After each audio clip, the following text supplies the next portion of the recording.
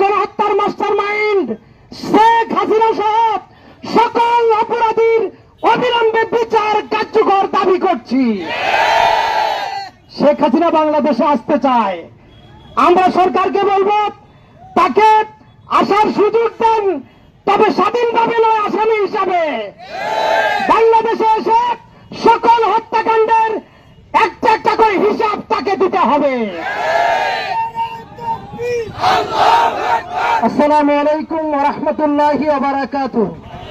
আলহামদুলিল্লাহি রাব্বিল আলামিন ওয়াস সালাতু ওয়াস সালামু আলা সাইয়্যিদিল মুরসালিন ওয়া আলা আলিহি ওয়া আসহাবিহি আজমাইন। সংগ্রামী বুরহানুদ্দিনবাসী, আমরা আজকের এক ঐতিহাসিক দিনে আপনাদেরকে সাথে নিয়ে বুরহানুদ্দিনে গণমিছিল সমাপ্ত করেছি।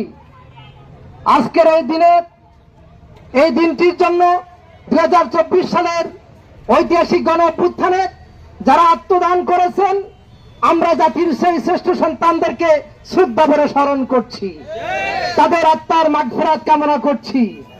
যারা সেদিন আন্দোলন সংগ্রাম করতে গিয়ে রক্ত দিয়েছে, চোখ হারিয়েছে, পা হারিয়েছে, হাত হারিয়েছে, গুলিবিদ্ধ হয়েছে, বুলেটবিদ্ধ হয়েছে, আমরা জাতির সেই সূর্য সন্তানদেরকে স্যালুট জানাচ্ছি।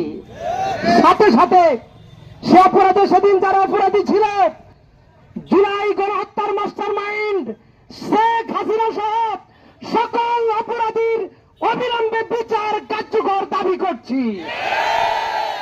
শেখ হাসিনা বাংলাদেশে আসতে চায়, আমরা সরকারকে বলবো তাকে আসার সুযোগ দেন, তবে স্বাধীনভাবে নয়, আসামি হিসাবে।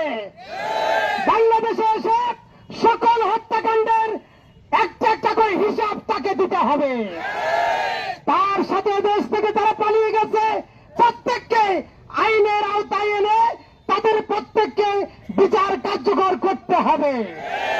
প্রিয় ভাইরা, যে আকাঙ্ক্ষা নিয়ে জুলাই অভ্যুত্থান হয়েছিল, আজকে 2 বছরের মাথায় জনগণ হতাশ, তাদের সে আকাঙ্ক্ষা পূরণ হয় নাই।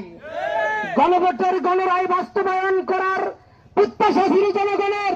70% জনগণ হ্যাঁ ভোটে ভোট দিয়েছে, কিন্তু তাদের সাথে আজকে মশকরা করা হচ্ছে। একদিকে বলা হচ্ছে আমরা সেদিন এই সনদে স্বাক্ষর করেছি যাতে নির্বাচনটা হয়, অন্যদিকে বলতেছে জুলাই সনদটা আমরা অক্ষরে অক্ষরে পালন করব।